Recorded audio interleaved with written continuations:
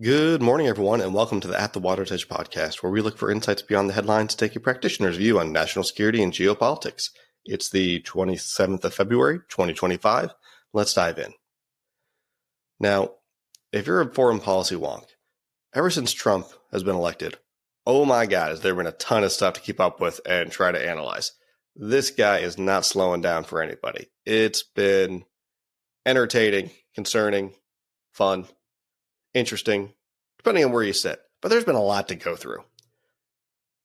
Now, we're going to spend some more time unpacking this over the next couple of months. But to start off, had a great chance to talk to Jamie Miller.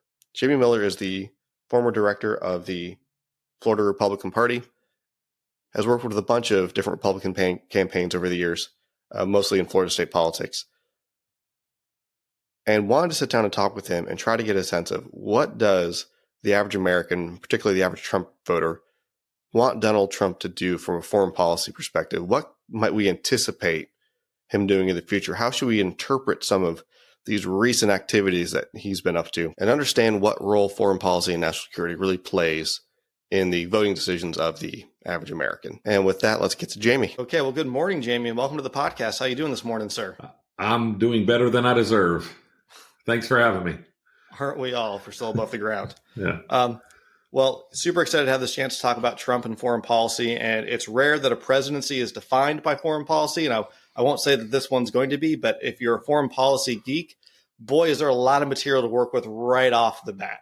But before we start digging into some of that, can you introduce yourself and your background in politics with the Republican Party in Florida? And some absolutely. I've had about a 30-year career in political campaigns, political consulting, mostly in Florida. I've also done races throughout mostly the Southeast and West Virginia, a lot of work in North Carolina. I'm a former executive director of the Republican Party of Florida and a senior advisor to Newt Gingrich's presidential campaign in Florida in 2012. So those are kind of like the high points. I've worked a little bit in economic development and I do some local government relations, here in Sarasota, Florida, for mostly environmental groups, to be honest with you. So it's kind of an interesting balance of my career. So I write a blog called Reasonable Arguments on Substack, and me and my wife have a podcast of that same name. Awesome. Well, people should definitely go check it out after this. But first, they should listen to the episode. Anyway. Absolutely. So with your background in the Republican Party, Trump has a very unique foreign policy style. So right off the bat, question for you, what do you think Trump's main foreign policy objectives are? And do you think that his different approach to foreign policy, is it more style or is it more substance? Where is he actually breaking with Republican orthodoxy as he enters his second term? Yeah, that's a tough one. I guess maybe it depends on the day. I mean, of course, his philosophy is America first, right? And I think that's probably his center or guiding principle. And I think that's where he tries to make all of his decisions are based on, what's going to be best for America today and for tomorrow and, long after he is gone. I do think that he has a long-term approach, not just it seems like a lot of his decisions, people are like, oh, he makes them on the fly. And I don't disagree that it appears that way, but I disagree that it is that way. I think he really does take a long-term approach on what these decisions will have for future generations, as not just future years. It is kind of interesting. You said, throughout most of our history, until about the 1950s, most presidents were elected on foreign policy.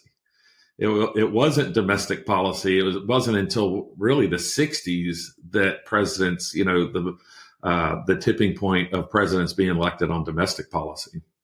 Interesting. 1960s, I should say. Okay. Good to know. When it comes to Trump and the Republican Party, how has he reformed how the Republican Party approaches foreign policy? Because if you look over the past, I'd start calling it the Nixon era on forward, but really by the time you get through Reagan into Clinton, there really was this bipartisan orthodoxy in Washington, this neoliberal consensus about how we approach foreign policy in the global world order. And really the only thing that changed between parties was the talking points used to justify it.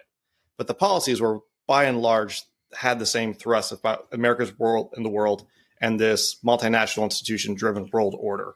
Trump is really taking a hammer to some of those assumptions.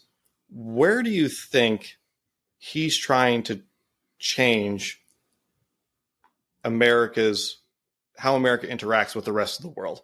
Because it appears that it's going from this, we're part of this web of institutions, to we have our own individual relationships with every single country out there. Screw the system. Well, I don't know that he's saying screw the system, completely. I think he's saying the system should reflect our leadership. We are the leader of the free world. The president is, we elect a president who is the leader of the free world. And, when we have these situations where,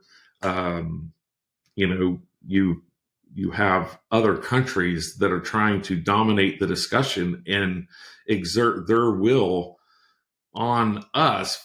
And I'm not saying we should exert our will on them. I just, I think things have gotten to a point where too many people are like the Paris Climate Accord, it's never been ratified by the U.S. Senate.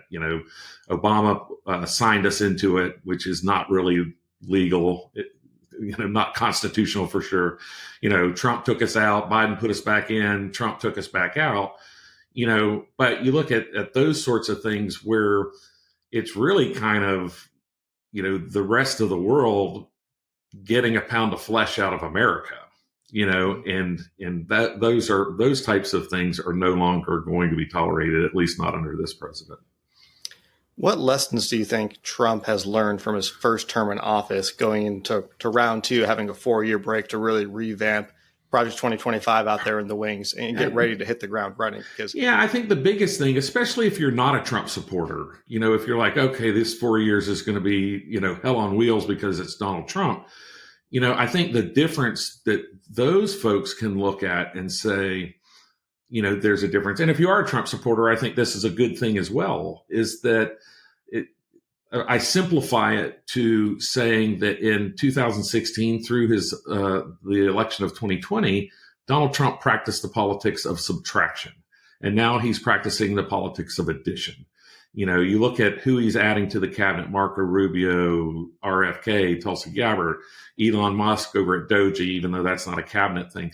Those are all folks who in 2017 wouldn't have been considered for anything. It would have, and I think those four in particular are probably the high profile names where Trump has said, to really have a governing majority and to move some of these things forward, I need to add more people to the team. And maybe some of these voices that were, Robert F. Kennedy ran for president, Vivek Ramaswamy ran for president, and Marco Rubio ran against him in 2016. Those in 2017, those were folks who would have been sliced and, right out of the, don't ever darken the door of the Oval Office. And now he's looking at those folks for cabinet positions. So I think that's the one thing that people can say that is the main difference between Donald Trump 2017 and Donald Trump 2025. Do you think DeSantis would ever get that type of treatment? Do you think he'll ever be invited back into the fold? Ron DeSantis is in this precarious position, and it's partly due to when Florida has its elections. So the next, and we have term limits on our governor. So Ron DeSantis is term limited in 2026, which means he doesn't have a job for 2 years before the presidential election. He doesn't have a bully pulpit.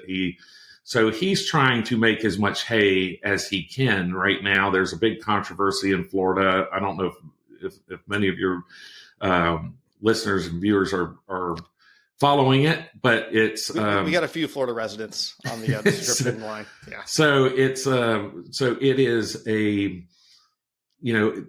it boils down to Ron DeSantis trying to basically get in front of the president on the illegal immigration issue. And now the president hasn't weighed in one way or the other, but there's certainly a battle that's been brewing between DeSantis and the legislature for the last 6 years. And it seems to be coming to a head right before this. There was a special session this week, and legislative session starts in March. What do you think Trump's trying to do with his cabinet picks? Because one of the things that cabinet picks do is they take control of whatever bureaucracy they're handed, and they, inform the president on what's relevant and enforce his policy objectives. But you got to walk a fine line there, because you can pick bureaucratic insiders who are incredibly good at their job but can wait you out until you're just gone in 4 years. Or you can bring in complete outsiders who have no knowledge of how to run these institutions.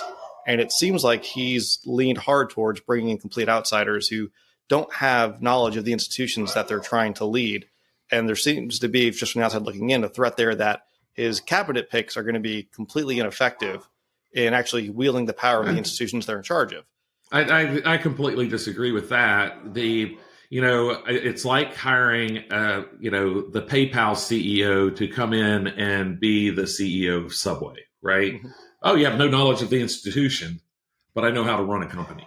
And so, so many of those skills are applicable. So I'm not somebody who buys into that Pete Hegseth can't be, or Patel or Tulsi Gabbard or RFK are incapable of being the heads of these institutions simply because they don't have a career within them, and this president has looked at the career within the system as more of a negative, because the system, we have a lot of things going on. We're in this incredible age of cryptocurrency, AI, we haven't had this type of growth, from a technical standpoint since the late 90s, and, the internet kind of becoming mainstream, with the personal computer, so it is an incredible time to be alive, but government tends to move slower on these things. And of course, institutional bureaucrats, people who are successful within any institution, like to keep the status quo because that's how they gain their success.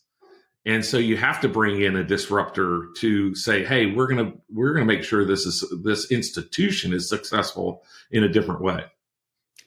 So a lot of great points there, and I agree with you broadly on most of them in principle.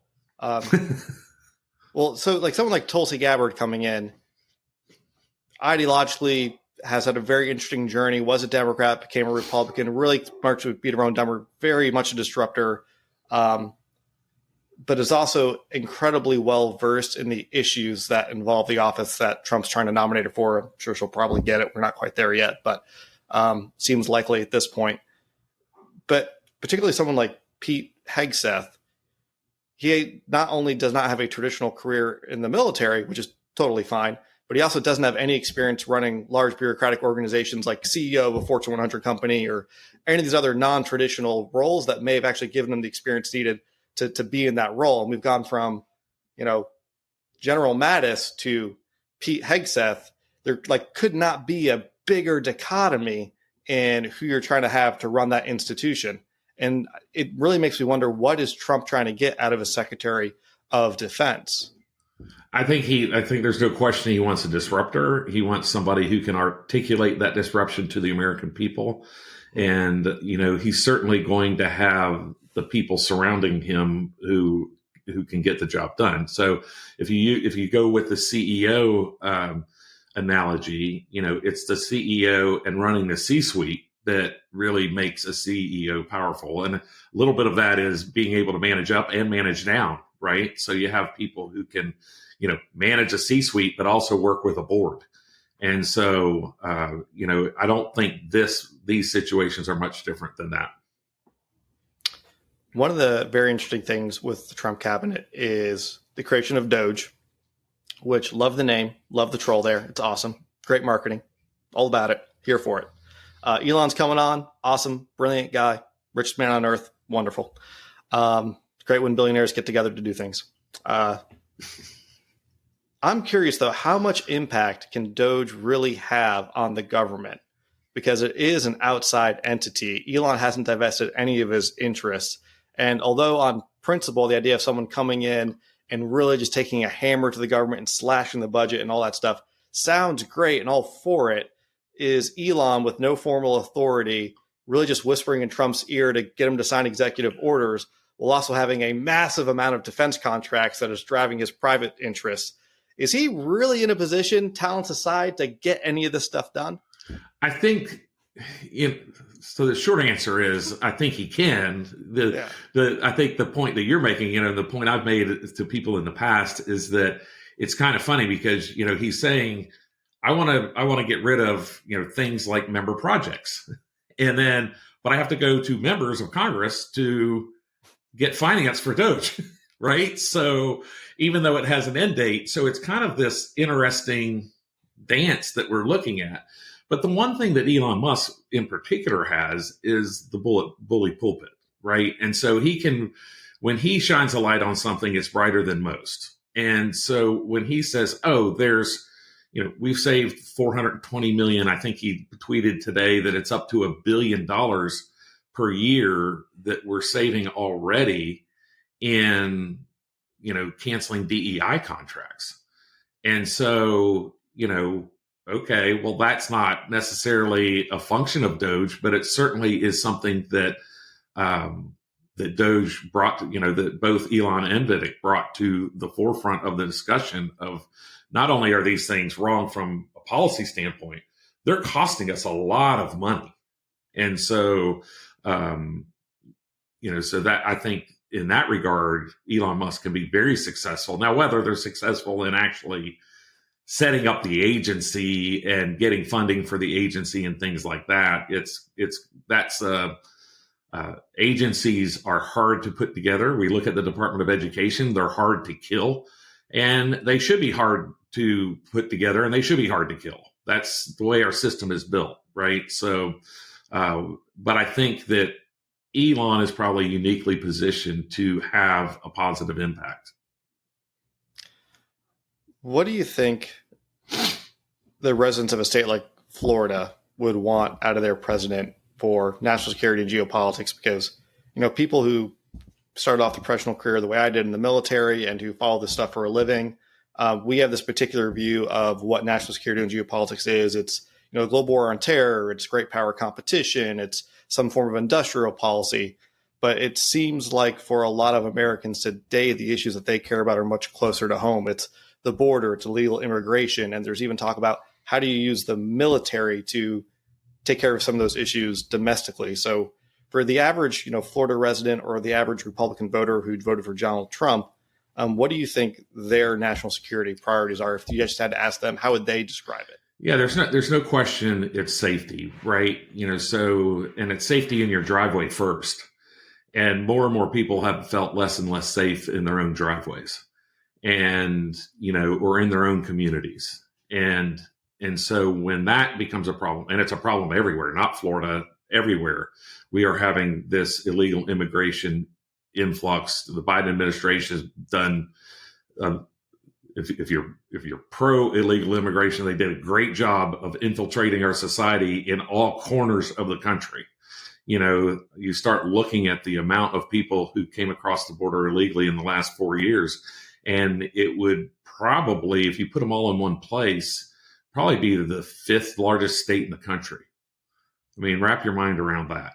They didn't put them all in one place. They sent them to Sarasota, and they sent them to little places like Arcadia or, Amarillo.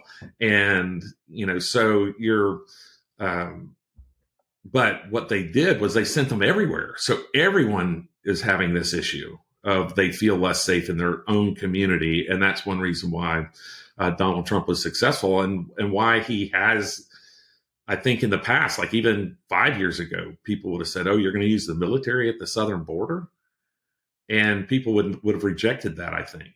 Today, I think people said things have gotten so bad. If we need to use the military, do it. Because at some point, this has to stop. We have to protect the sovereignty of our country. We have to protect voting rights. We have to protect, U.S. citizens. And Democrats, 12 of the last, I'd say 13 of the last, if you include the COVID year, 13 of the last 16 years are, I think we failed to do that. So do you think people view using the military at the border different than using the military in U.S. cities? Because one of the things that's come up as Trump's tried to push ICE to grab up more folks and ship them back to their home countries is that ICE just doesn't have the manpower to actually find people and fetter them out of the country in a meaningful way. If you actually look at, how many bodies a day they can move and how many people have come here already, it becomes a logistical problem. Yeah. Yeah. So there really is only one institution in the U.S. government with the capacity to do that. It would be the U.S. military. But now you're talking about mobilizing federal troops to do domestic police work, which is a huge red line for a lot of folks, especially in the military itself. I don't think they're going to use. I don't think they're going to use the military for policing. They may use the military for logistics, and I think there probably is a fine line, and people may say that's a slippery slope. But I think that's I think that's probably the line in the sand that's going to be drawn. Is that it's I don't think people have problems with, okay, there's a military plane at Sarasota Airport. The sheriff's department has gone and rounded some people up. Right now, it's easy to round them up, right? Because most of these folks are in jail. And Biden just refused to deport them. And we know that they're illegals. We know that they're in jail. And so while we've had some video of people, getting their door knocked on and being arrested and people in the house being arrested, I think, it's a huge majority of these, the people who are on the tip of the spear right now being deported are people who are already in jail. So one of the interesting things that came out of our recent diplomatic engagement, we'll call it, with Colombia, where we sent planes down there with immigrants that we were returning, and they turned around because they were military aircraft. We worked all that out, threats of terrorists back and forth, everything else. But one of the interesting things there is that China's immediately moving in then and saying, hey, if you're having an issue with America as a partner, we'll be your best friend.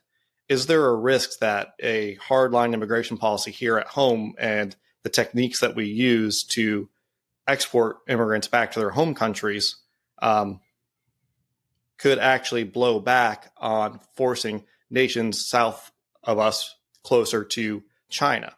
Well, we've built this system where we kind of have this practical application problem. And while we're all disgusted by the number of illegal immigrants, there are a lot, and historically, Florida agriculture has been run with migrant workers, probably legal and illegal, for decades, California for decades. And so, I saw an economist from the University of South Florida last night speak, and he was talking about how, the strawberry fields in California, there's nobody to pick strawberries because people are afraid to show up because they're afraid of being deported.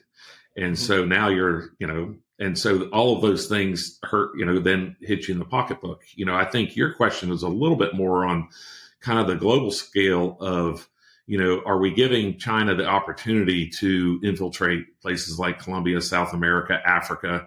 And they're doing those things already. China's doing those things already. And so, does this accelerate that? Does it accelerate a possible confrontation with China sooner rather than later? I guess the proof is in the pudding. I would rather rely on real foreign relations experts on that. I don't consider myself a foreign relations expert, but like I said to you earlier, I was like, my knowledge is an inch deep and a mile wide, so I like to think I can talk about them. But these are complex issues, and none of these actions are happen in a vacuum.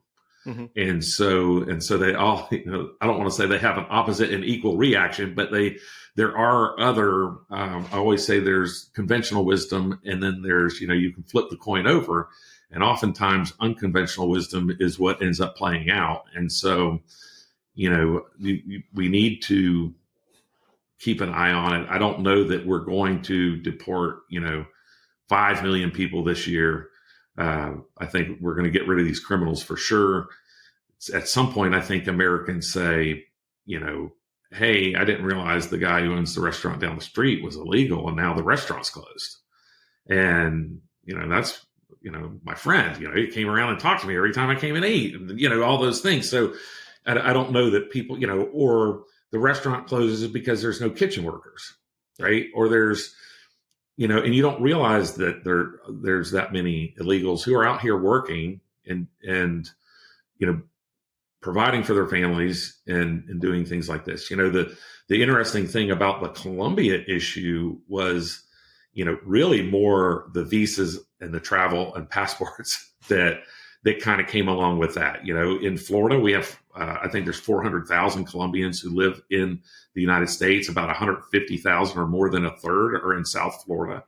And so there was, at least a mini uproar in South Florida while this was going on immediately, because it wasn't really the tariffs. It was, I'm here legally and I just got my visa revoked. Yeah. And so what does that mean? And how can I not be part of this problem? Right. And how can I remove myself from this, international political issue? I just want to work. I just want to raise my family here. I just want to, and these are folks who are here legally under visas. And so I thought it was I thought it was a good line in the sand. I thought it was a good saying, hey, we're doing this. Other countries need to be on board. But when you start looking at the cascading effect of how it impacts real communities in our country, or especially someplace like South Florida, it would have had a real impact. Yeah. Now, I grew up in Connecticut and wasn't in a rich part of the state, wasn't in a poor part of the state either, but it's still Connecticut. And I worked construction and landscaping while I was in college to help pay the bills and all that. And I was, other than the people who owned the work crew and like the general manager of the construction company, I was the only person there with the driver's license. Yeah, I can imagine. I grew up in rural Florida, and so some of the best, most hardworking people you ever met, like good friends, like awesome folks. But yeah, you imagine what the impact it has for them and their families, and they're trying to get their kids in school and stay enrolled. And so there are some practical application issues that we're going to face immediately.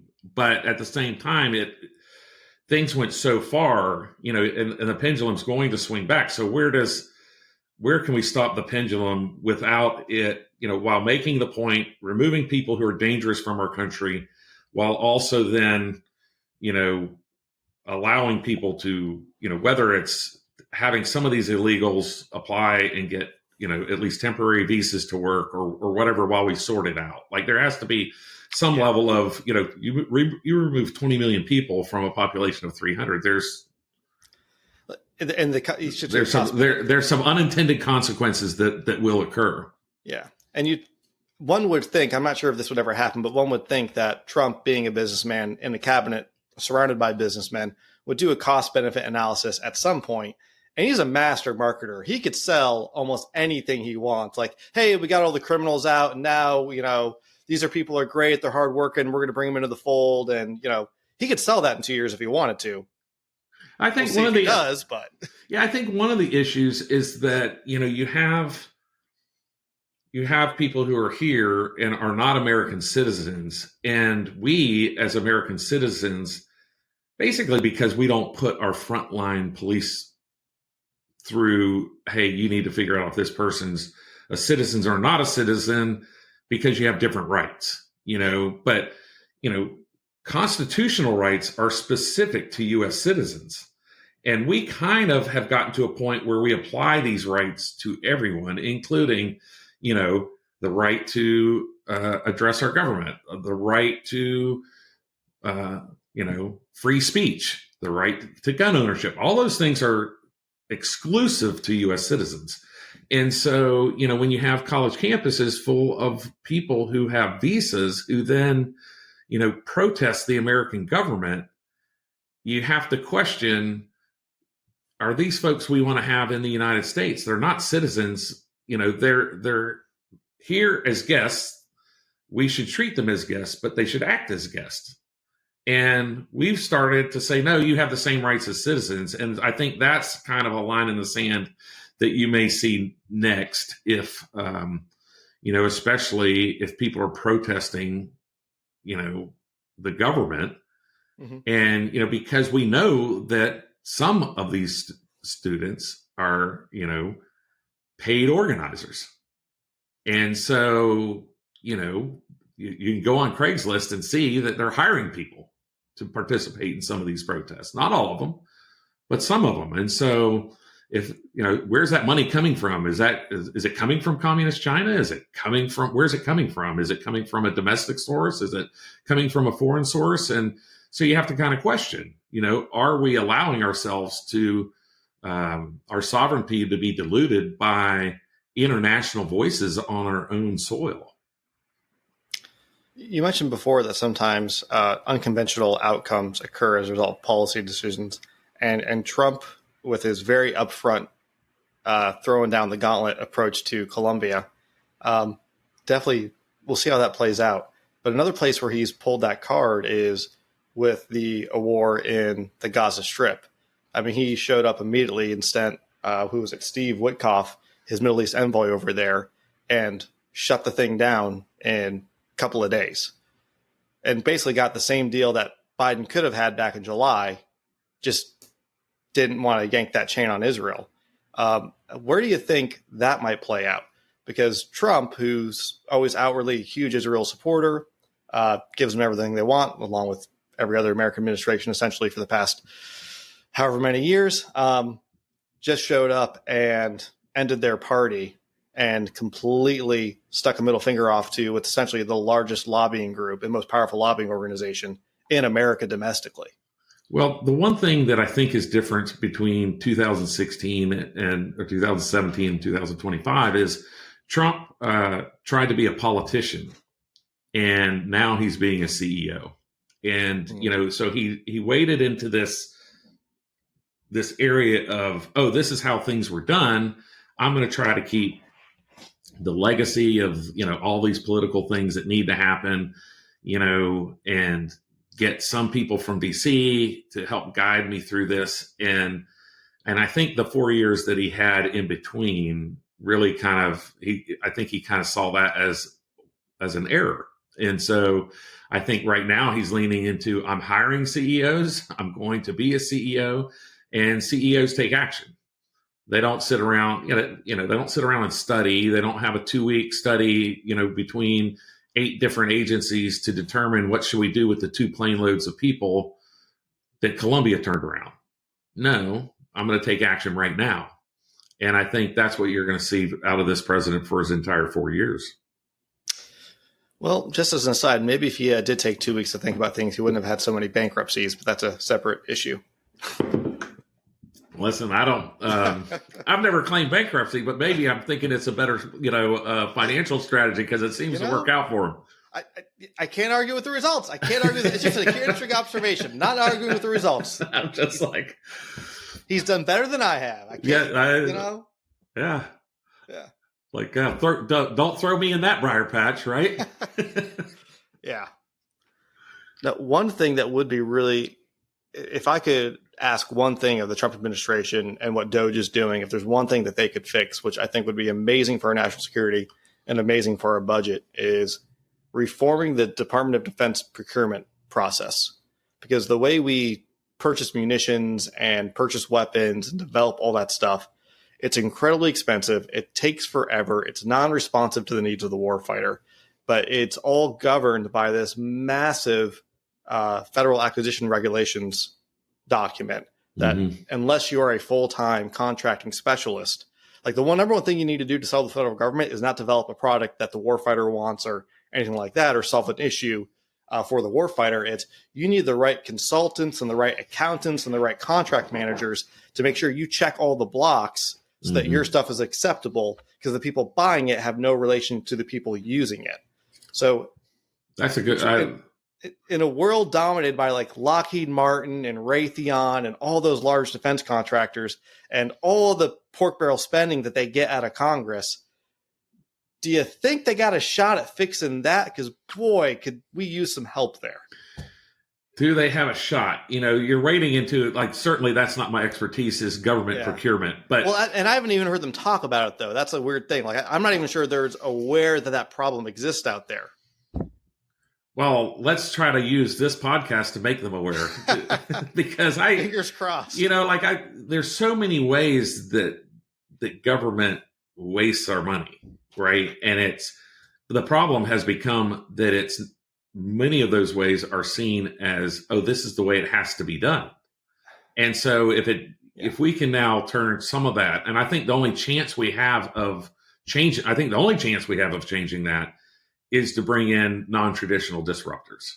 Mm-hmm. And, so I've always said that the people who voted for Donald Trump voted for him. And the difference between people who voted for him in 2025 who did not vote for him or 2024 who did not vote for him in 2020 is the people who did not vote for him in 2020 did not appreciate the fires that Trump set.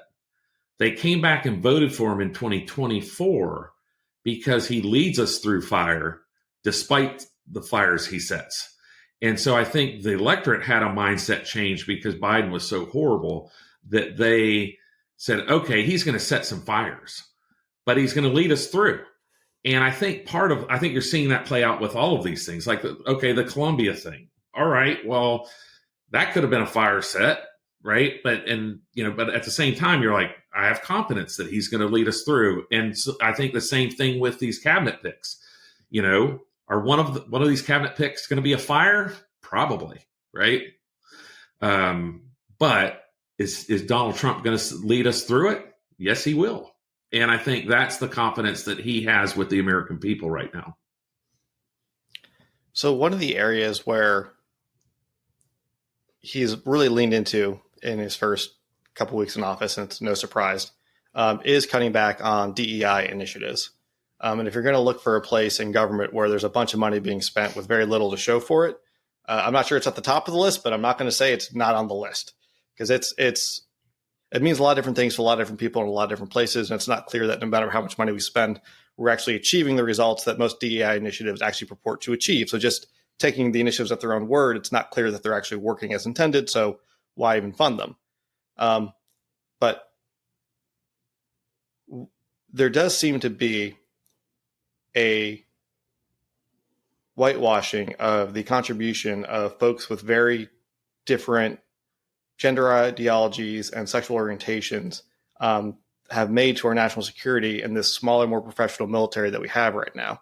And I firmly believe that no one has a right to serve. Serving is a privilege. Lethality is our number one North Star. And so everything that gets sacrificed on that altar, including personal preferences and lifestyle and whatever else it would seem to be incompatible with a lethal force. But I know right now with the executive orders that have been signed just in the past several weeks that there are trans service members who are serving honorably in the military in non-deployable roles. So that issue's off the line. And they're wondering, what does their future in the armed services look like if they get canked at 14 years? Do they get a pension? They've done nothing but honorable service so far. And also, since the military, it's a closed labor market, you can't just kick a major out and hire a major in to replace them. You got to promote the captain, which then draws up. That's a whole other discussion about the closed labor system of the U.S. military, which we need to address at some point. That's an aside. But as it stands right now, there are trans service members serving in key billets throughout the Department of Defense, and they're wondering what's about to happen to them. Do you think Trump's approach with these executive orders that he's signing right now, do you think they're a net benefit? Do you think they're a net I'm not, because there are no solutions, only trade-offs, but this seems to be very heavy-handed to folks who are serving in uniform right now.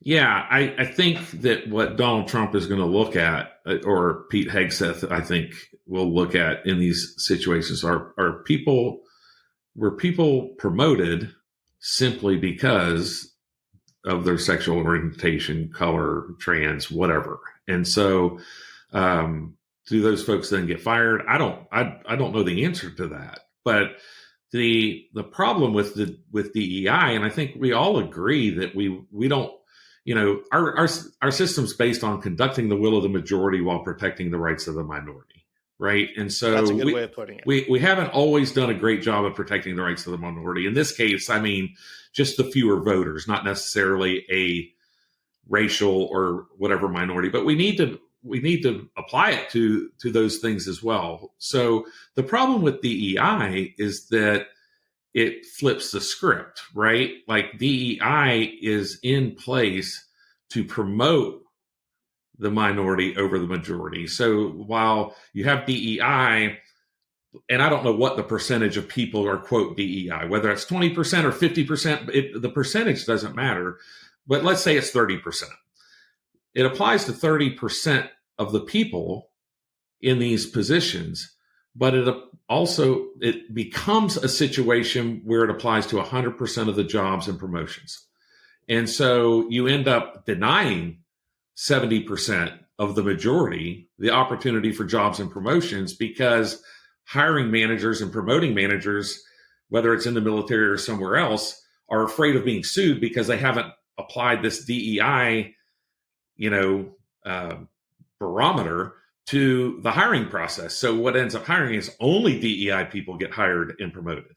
And so I think that's, a situation where somebody who's trans in the military could be impacted. And I don't know how many people that is, or what promotions they received, or if they received promotions because they were trans. But if I were in there, I would be trying to look at my promotions and try to justify how I deserve them, regardless of my sexual orientation or whatever. Yeah. Well, I was curious because already just talking about DEI and talking about immigration and Trump's approach to foreign policy, we've already reached a level of nuance that we haven't seen the president or his cabinet picks or close advisors get into. And it's a messy conversation no matter where you start, no matter where you end. They're very complex issues. I mean, we kind of campaign. I'm a political consultant, so you kind of campaign on the headline you can put on a mail piece or bumper strip, or so the public starts responding to that bumper strip, and they're like, oh, you have to govern to the bumper strip, and and it's too complex. It's more complex than that when you actually are trying to govern. Yeah. So let me ask you, as the consultant, you have a chance to sit down with Trump or his key cabinet picks or someone up there. Would you advise, hey, slower approach, more nuance? It appears they've already learned some lessons. Absolutely not. Absolutely not. Come on. Give me something here. Okay, Scott. So here's the practical. Tell me why. No, here's the practical application issue. Because I don't disagree with you. I'm not disagreeing with you. It's just that politics moves so fast, and but because everybody, he's elected for 4 years, but the mandate, whatever mandate he has, is probably 18 months at best, because the next congressional campaigns are starting. And so as those folks start campaigning and you start having public discussions on these issues, on these decisions that are being made today, they now become part of the country's conversation starting in January. So really what he wants to get done, he needs to go ahead and get done. You have to move, because the mandate can stop at any moment of time, or you could have a international incident where the country says, okay, now we're not focused on this stuff anymore, and we're going to focus on this. I mean, that happened to George W. Bush in 2001. He had a mandate. He didn't have people would argue he didn't have a mandate, but but he was kind of moving along for 8 months, and then September 11th, right? So you don't know what the future holds. And so you have to make as many positive changes as you can as quickly as possible. So that's the reason why I would say just keep, as long as he's willing to lead us through fire, I don't mind the fires he sets. Okay. And of course, we're not talking about the fires in California. We are not. We're talking about political fires. Political fires. Yeah. Okay.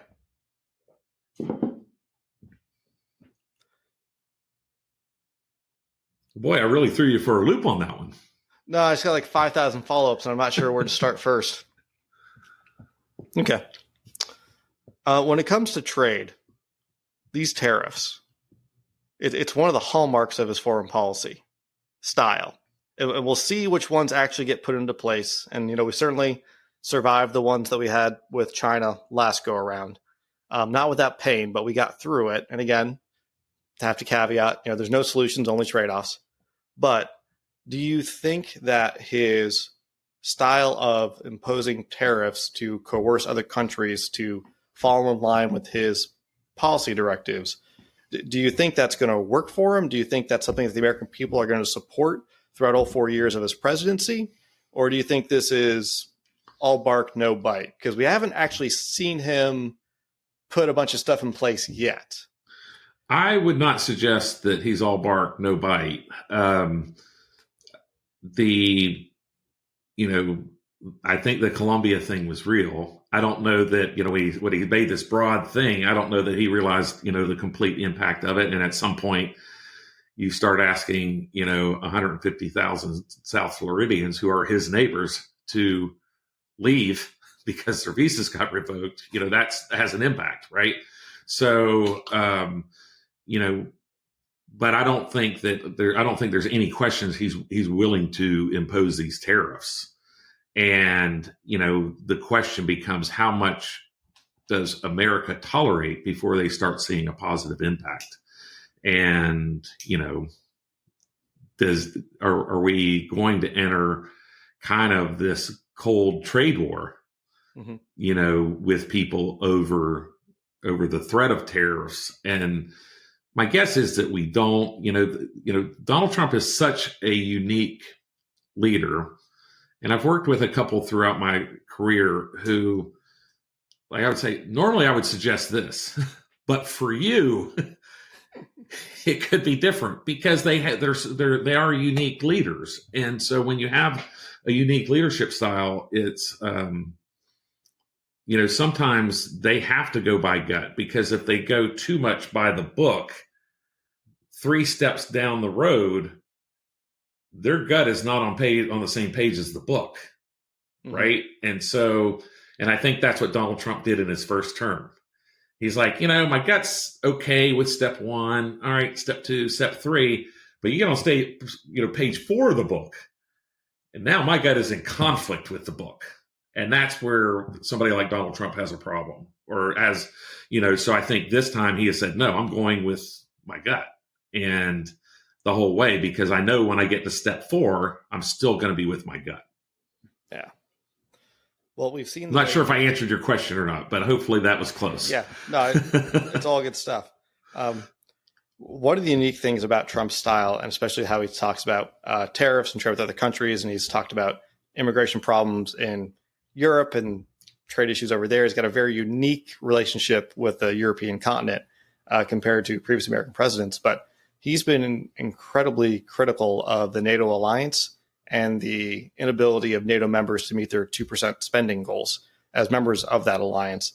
At the same time, though, he's promised to talk down this war in Ukraine and get that wrapped up. How do you think he needs to walk that line between holding NATO members accountable for meeting their commitments, but also presenting a unified front so that there is a bulwark against Russian expansion? Because as he hasn't really done this yet, but if we go back to his previous term, we know it's coming. As he picks on European countries for not fulfilling their commitments, it also opens up fissures that allows Putin to keep feeling like he can drive forward in Ukraine. Or do you think Trump's style of just like, I'm just going to talk to Putin, top to Zelensky, wrap this up, screw everyone else, kind of like what he did in Israel. Do you think that style is going to play out there?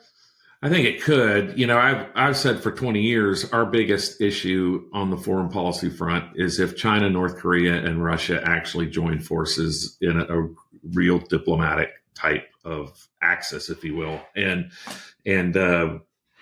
we saw North Korea give Russia 10,000 troops right before the election. It was barely reported. Mm-hmm.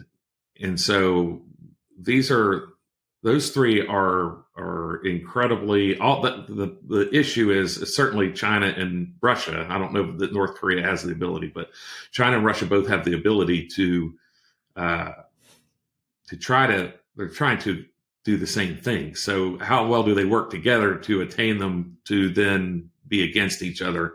And so it's questionable how long an alliance there could last. But it was scary to me that North Korea even made the overture to give 10,000 troops to Russia and Ukraine. That was a scary moment for me, and probably to me meant the greatest ability for that war to escalate in a meaningful way. And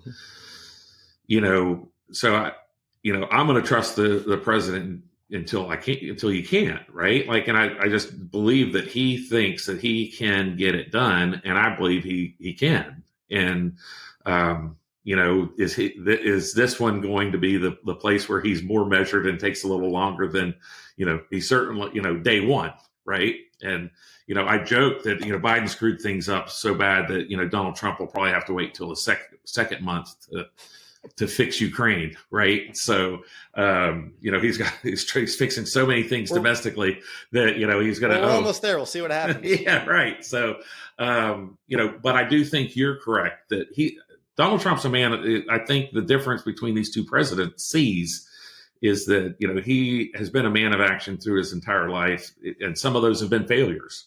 And I think he's willing to risk the failure to get things done. And so I think he's gonna trust his gut and try to get the things done that he's told the American people he's going to accomplish. Yeah, and the North Korean example, just to pick on that for a moment, is very interesting to me, because if North Korea is sending 10,000 troops somewhere else, even if it's a war zone, they don't like their folks to travel because they don't want them to realize how good it is elsewhere. Right. And even traveling from the North Korean border to the Ukraine front, they're going to see a lot of stuff, which leads me to believe that once those 10,000 troops cross that border, they ain't ever getting crossed back. But we'll see how that plays out. Well, you've heard the story, you've heard some stories in foreign press of North Koreans trying to surrender. Oh, yeah. Hey, take me, please. Yeah. Do you want to go back to North Korea? Or one of them was POW. Ukrainian POW. One of them, was held. One of them, got arrested by the North Korean army because he wouldn't get off his bed because he kept watching the internet. Wow, this is great. Yeah. And so I think you're right with that. And they probably don't want him to come back and share with people how different the rest of the world is. Yeah. Well, we're getting close to time, but real quick before you go, if you had one thing that you're hopeful for with the Trump administration on the foreign policy front, what are you hopeful about? Gosh, I was hoping you would just ask me carte blanche and I would be like permanent daylight savings time. That's my number one goal. Well, hey, it's good to have goals. Permanent daylight savings time. Don't go to standard time. I hate it getting dark so early. What's the number one foreign policy? What's the number one foreign policy goal? Wow. And he's put a lot on the table that no one expected. Greenland, Panama Canal, Canada, and so I don't know that any of those three make my top, but I think people want to return to where we're not under this threat of war or war expansion in Europe, and certainly what's going on in the Middle East. And so I think that's kind of the goal. You start looking longer term and you start thinking of, the things like the Panama Canal and China's influence over it, and places like Africa and China's influence over it. And, we certainly can't have an entire continent be controlled by China, and so I think those are some of the things that the administration is thinking about long term, but they're, I don't know that the average citizen is going to see major movement.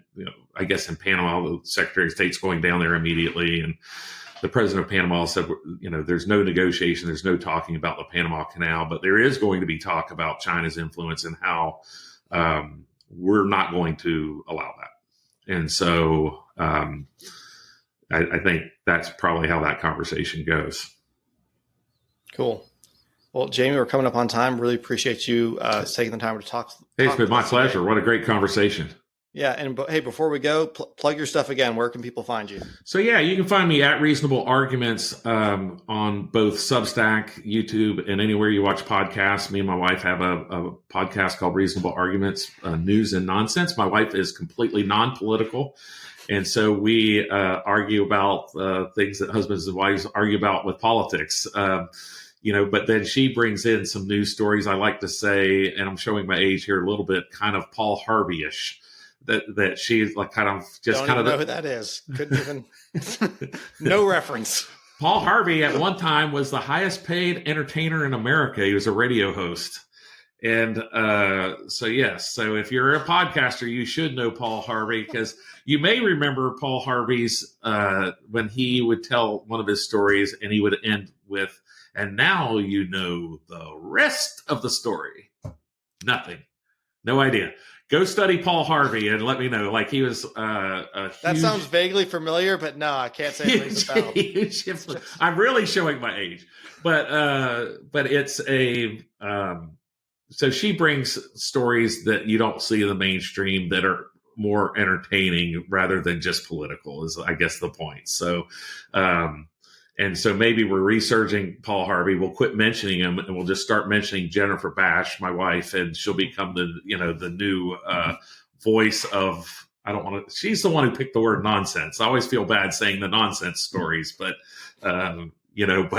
she's, so that. And then I've written a book called Great Americans, not American Speeches That Changed History. You can find that on Amazon. So that's a non-political book. It's just a collection of speeches with me writing a short introduction to each and what they meant to me and kind of why they were important for that moment in time. Awesome. Cool. Well, links to your stuff will be in the show notes for folks to look up. And I appreciate your time, sir. Thanks for speaking with us today. Thank you. Thank you, everyone, for listening in today. If you liked what you heard, please follow the podcast and share with your friends, and even consider going to the support the show link in the episode description. Thank you, and I'll see you all next time.